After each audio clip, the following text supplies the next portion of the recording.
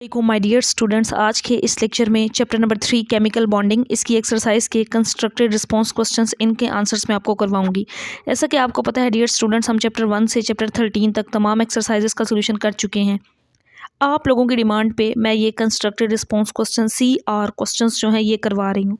बाकी हम short questions, MCQs और डिस्क्रिप्टिव क्वेश्चंस ऑलरेडी कर चुके हैं। प्लेलिस्ट में आपको तमाम चैप्टर्स के शॉर्ट क्वेश्चंस मैंने मार्किंग बुक पे ही करवाई है, चाहे लॉन्ग क्वेश्चन है चाहे शॉर्ट क्वेश्चन है। हाँ, अगर कोई ऐसा क्वेश्चन है जिसका आंसर बुक में एग्जैक्ट फॉर्म में नहीं है तो वो मैंने आपको शॉर्ट फॉर्म में समझा कर लिखवाया भी है। तो ये कंस्ट्रक्टेड रिस्पांस क्वेश्चंस जो हैं ये काफ़ी चैप्टर्स के रह गए थे, तो आप लोगों की डिमांड पे अब हम इनको भी स्टार्ट कर रहे हैं। पहले 2 चैप्टर्स के हम कर चुके हैं, आज हम तीसरे चैप्टर के करेंगे। तो कोशिश करूंगी कि इनके आंसर्स भी आपको आसान वर्डिंग के अंदर बुक से ही लगवाऊं, लेकिन जिसका आंसर बुक से ना हुआ वो मैं आपको साथ साथ लिखवा दूंगी। तो डियर स्टूडेंट्स, पहला हमारे पास क्वेश्चन ये है, why HF is a liquid. Hydrogen fluoric acid जो है ये लिक्विड है, बट HCl हाइड्रोक्लोरिक एसिड ये गैस है। तो इसकी रीज़न बताएं। वैसे मैं आसान वर्डिंग में आपको थोड़ा सा बता दूं कि हाइड्रोफ्लोरिक एसिड HF है, ये लिक्विड क्यों होता है, क्योंकि इसके अंदर इंटरमालिक्यूलर फोर्सेस यानी कि हाइड्रोजन बॉन्डिंग जिसको कहते हैं वो बहुत ज़्यादा मजबूत होती है, स्ट्रॉन्ग होती है इस वजह से, और इसके मालिक्यूल्स आपस में जुड़े रहते हैं। जबकि HCl हाइड्रोक्लोरिक एसिड की बात करें तो इसमें हाइड्रोजन बॉन्डिंग यानी कि इंटरमालिक्यूलर फोर्सेस बहुत ज़्यादा वीक होती हैं, जिसकी वजह से मालिक्यूल्स अलग अलग होते हैं और वो गैस की शक्ल में फैलकर उड़ जाते हैं। गैस जो है, लिक्विड तो एक जगह पर रहना है, गैस के मालिक्यूल्स तो इधर उधर बिखर जाएंगे, उड़ जाएंगे। इस वजह से ये गैस की हालत में पाया जाता है और हाइड्रोफ्लोरिक एसिड HF जो है ये लिक्विड की सूरत में पाया जाता है। अब इसके आंसर के लिए आना है आपने पेज नंबर 35 पर। स्टूडेंट्स, जो लाइंस मैंने आपको बताई हैं वही लाइंस मैंने यहाँ पे लिखी हैं, तो इसको एक बार देख लेते हैं। आप लोगों को भी अपनी बुक पे जहाँ स्पेस मिले वहाँ पे आपने इस आंसर को लिख लेना है, या आप रजिस्टर या कॉपी पर भी इसको नोट कर सकते हैं। HF जो है hydrofluoric acid is a liquid, ये लिक्विड है because there are strong hydrogen bonding. Strong hydrogen bonding लिख लें, या फिर बिकॉज दे हैव, या there are strong intermolecular forces भी आप लिख सकते हैं, सेम चीज़ है। Strong hydrogen bonding between HF molecules, इसके मालिक्यूल्स के दरमियान स्ट्रॉन्ग हाइड्रोजन बॉन्डिंग होती है, स्ट्रॉन्ग इंटरमालिक्यूलर फोर्सेज होती हैं, इस वजह से ये लिक्विड की हालत में पाया जाता है। दी स्ट्रॉन्ग फोर्सेज, ये जो इसके दरमियान स्ट्रॉन्ग फोर्सेज होती हैं, keep the molecules close together. ये स्ट्रॉन्ग फोर्सेज जो होती हैं ये मालिक्यूल्स को एक दूसरे के साथ क्लोज रखती हैं, जोड़े रखती हैं, तो ये लिक्विड की हालत में पाया जाता है। But HCl hydrochloric acid does not form hydrogen bonding, इसके अंदर हाइड्रोजन बॉन्डिंग नहीं होती, मीन्स इसके अंदर वीक इंटरमालिक्यूलर फोर्सेज होती हैं। So it's molecules stay far apart, तो इसके मालिक्यूल्स जो होते हैं वो एक दूसरे से दूर रहते हैं, अलग अलग रहते हैं। And exist as a gas, और गैस की शक्ल इख्तियार कर लेते हैं। तो ये दोनों की रीज़न थी जो मैंने बोली है, यहाँ पे लिखी हुई भी है। तो इस पहले शॉर्ट क्वेश्चन के आंसर में आपने ये लिखनी है, आप अपनी वर्डिंग के अंदर भी लिख सकते हैं। आंसर जस्ट इतना सा है कि HF लिक्विड होता है क्योंकि उसके अंदर स्ट्रॉन्ग हाइड्रोजन बॉन्डिंग यानी कि स्ट्रॉन्ग इंटरमालिक्यूलर फोर्सेज होती हैं जो मालिक्यूल्स को आपस में क्लोज टुगेदर जोड़े रखती हैं। HCl के अंदर वीक इंटरमालिक्यूलर फोर्सेस यानी कि हाइड्रोजन बॉन्डिंग नहीं होती, इस वजह से उसके मालिक्यूल्स एक दूसरे से फार अपार्ट यानी कि दूर दूर होते हैं और गैस की शक्ल में पाए जाते हैं। इसके बाद हमारे पास है next question number 2, why covalent compounds are generally not soluble in water. Covalent compounds जो होते हैं ये पानी के अंदर हल क्यों नहीं होते, पानी में सोलुबल क्यों नहीं होते। कोवलेंट कंपाउंड ऐसे कंपाउंड होते हैं, पानी एक पोलर कंपाउंड है यानी कि जिसके अंदर पॉजिटिव और नेगेटिव आयंस पोलैरिटी मौजूद होती है। ये मैं आंसर आपको बता रही हूँ, फिर मैं आप शॉर्ट फॉर्म में आपको 2 लाइन्स के अंदर भी बताऊँगी लिखना कैसे है। समझ आ जाए ना तो बच्चे खुद भी लिख लेते हैं। पानी एक पोलर कंपाउंड है जिसके अंदर पॉजिटिव नेगेटिव आयंस जो होते हैं मौजूद होते हैं, बट कोवलेंट कंपाउंड जो है ये नॉन पोलर है, ये कभी भी पानी में डिसॉल्व नहीं हो सकता। फॉर एग्जांपल पेट्रोल है, क्या आपने कभी सुना कि पेट्रोल वालों ने पेट्रोल के अंदर पानी मिक्स कर दिया? नहीं कर सकते, क्योंकि वो पानी के अंदर सोलुबल नहीं होना। ग्रीस है, वो पानी पोलर है, वो नॉन पोलर है, पानी के अंदर सोलुबल नहीं होनी। अगर मिक्स किया जाए तो वो अलग अलग ही रहने हैं, उसकी लेयर्स पता चलेंगी उसके ऊपर। तो यही वजह है कि पेट्रोल पंप वाले कभी भी पेट्रोल के अंदर पानी को मिक्स नहीं कर सकते, क्योंकि वो नॉन पोलर है, कोवलेंट कंपाउंड है। इसकी रीज़न यही है डियर स्टूडेंट्स। अब इसके आंसर के लिए आना है आपने पेज नंबर 48 पर। डियर स्टूडेंट्स, यहाँ पे मैंने इसका आंसर एक लाइन के अंदर लिखा है, बिकॉज वाटर इज़ पोलर। पहली लाइन तो आप क्वेश्चन के अंदर से ही लिख लेंगे ना, covalent compounds are not soluble in water because water is polar solvent. Water जो है ये पोलर सॉल्वेंट है, but covalent compounds are non polar. Covalent compounds क्या है? Non polar. आप फॉर एग्जाम्पल पेट्रोल भी लिख सकते हैं।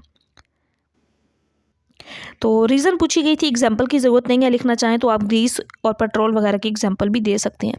तीसरा क्वेश्चन है how do metals conduct heat. तीसरा हमारे पास जो क्वेश्चन है ये है कि जो मेटल्स हैं ये हरारत को कैसे अपने अंदर से गुजारती हैं। इसके आंसर के लिए आना है आपने पेज नंबर 42 पे, आंसर बुक के अंदर है, इसका एक लाइन में ही है। पेज नंबर 42 पे डियर स्टूडेंट्स आप यहाँ से इस तरह से करेंगे, metals conduct heat due to presence of freely moving electron in metal make them good conductor of heat and electricity.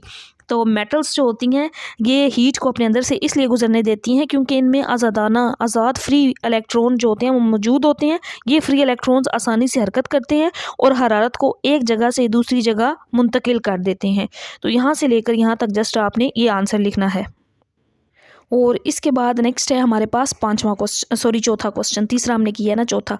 How many oxides does nitrogen form. Hydrogen जो है ये कितने ऑक्साइड्स बनाती है, तो ये 5 ऑक्साइड्स बनाती है, 5। आप लिखेंगे ऑक्साइड्स ऑफ हाइड्रोजन, या इस तरह लिख लें हाइड्रोजन फॉर्म 5 ऑक्साइड्स।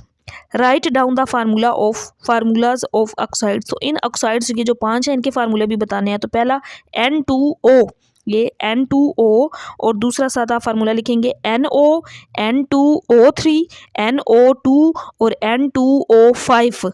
तो ये 5 ऑक्साइड्स हैं जो नाइट्रोजन बनाती है, उनके फार्मूले भी आपने बताने थे। अब इसके बाद 5वां क्वेश्चन है what will happen if NaBr is treated with AgNO3 in water. NaBr होता है सोडियम ब्रोमाइड। जब ये सिल्वर नाइट्रेट के अंदर रिएक्ट करता है, उन दोनों का रिएक्शन करवाया जाए पानी के अंदर, तो ये क्या बनाते हैं, तो क्या बनता है, बेसिकली ये रिएक्शन पूछा गया है। इसके आंसर के लिए आना है आपने पेज नंबर, तो डियर स्टूडेंट्स पेज नंबर 47 पर। यहाँ पे रिएक्शन तो लिखा गया है AgNO3 सिल्वर नाइट्रेट का, बट सोडियम ब्रोमाइड के साथ नहीं, वो NaCl सोडियम क्लोराइड के साथ है। अब सोडियम ब्रोमाइड के साथ पूछा गया, तो ये रिएक्शन मैंने यहाँ पे लिखा है। सोडियम ब्रोमाइड जब सिल्वर नाइट्रेट के साथ रिएक्ट करती है तो क्या बनाती है, ये सिल्वर ब्रोमाइड AgBr बनाती है और साथ सोडियम नाइट्रेट बनाती है NaNO3 बनाती है। अब डियर स्टूडेंट्स ये जो रिएक्शन होता है ना सोडियम ब्रोमाइड का और सिल्वर नाइट्रेट का, ये एक बीकर के अंदर होता है, ठीक है। बीकर के अंदर जब ये रिएक्शन होता है, दोनों आपस में रिएक्ट करते हैं, तो 2 चीज़ें बनती हैं। एक इसमें सिल्वर ब्रोमाइड बनता है और दूसरा सोडियम नाइट्रेट बनता है। ये जो सिल्वर ब्रोमाइड है ना ये नॉन पोलर है, यानी कि ये इस बीकर के अंदर से ऊपर आ जाती है, प्रेसिपिटेट फॉर्म में, वाइट सॉलिड की फॉर्म में ऊपर आ जाएगी। और ये जो NaNO3 है ये इस पानी के अंदर, यानी कि बीकर के अंदर जो वाटर है ना जिसके साथ यानी कि रिएक्शन इसके अंदर हल हो जाता है, बट ये सिल्वर ब्रोमाइड जो है ये ऊपर आ जाती है, जिसको ऊपर से अलग कर लिया जाता है। बेसिकली आपने जस्ट ये रिएक्शन इसके अंदर लिखना है और बताना है कि ये 2 चीज़ें बनती हैं, जिनमें से ये जो है ये प्रेसिपिटेट फॉर्म में इस बीकर के ऊपर आ जाएगी और NaNO3 इसके अंदर डिसॉल्व हो जाएगी। सॉरी, ये इसके जो बनेंगे ये येलो, इसमें वाइट नहीं बनते, इसके अंदर येलो प्रेसिपिटेट फॉर्म में AgBr जो है ये ऊपर आ जाता है सोल्यूशन के अंदर। When solution of NaBr and AgNO3 treated, तो इसके अंदर क्या बनता है, पेल येलो प्रेसिपिटेट बनते हैं, किसके, सिल्वर ब्रोमाइड के। इसके बाद हमारे पास आखिरी और 6वां क्वेश्चन ये है why does iodine exist as a solid. Iodine जो है ये सॉलिड में पाई जाती है, जबकि क्लोरीन जो Cl2 है ये किस फॉर्म में, गैस फॉर्म में। तो ये गैस फॉर्म में क्यों पाई जाती है, इस सिंपल सा आंसर है, आपने बताना है कि आयोडीन के मालिक्यूल्स जो हैं ये बड़े होते हैं, बिग होते हैं और इनमें स्ट्रॉन्ग इंटरमालिक्यूलर फोर्सेज होती हैं, इस वजह से ये सॉलिड की हालत में पाए जाते हैं। बट क्लोरीन जो है ये गैस की हालत में पाई जाती है क्योंकि इसमें वीक इंटरमालिक्यूलर फोर्सेज होती हैं और इसके मालिक्यूल्स जो हैं ये छोटे होते हैं, स्मॉल होते हैं। यहाँ आंसर मैंने लिखा है iodine has strong intermolecular forces and chlorine has weak intermolecular forces. So इस वजह से ये गैस होती है और आयोडीन जो है ये इस वजह से सॉलिड हालत में पाई जाती है।